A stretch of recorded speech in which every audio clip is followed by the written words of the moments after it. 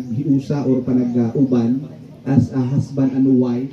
Ang atong topic this morning, no? Let's speak about belt to last or kining gitukod aron magmalong taron. Okay, para mo mula hutay, no?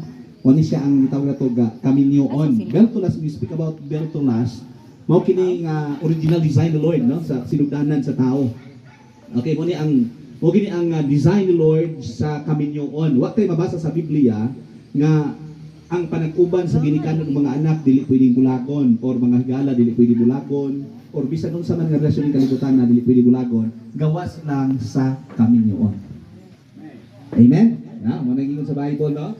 Pwedeng magkalagyo o magbulag ang ginikanan, pwede pa magkalagyo ang mga anak sa ginikanan, pero ingon pa sa Bible, no, ingon according sa word ng Lord, no, ang giusa sa Dios dili pwede bulagon sa tao. That's why atong i-preserve ang ato ang marriage life.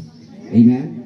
Ni ata karong buntaga tungod kay siguro ang uban napakyas man sa niagi mga panahon, pero karong panahon na dapat i-plaster gyud og tarong.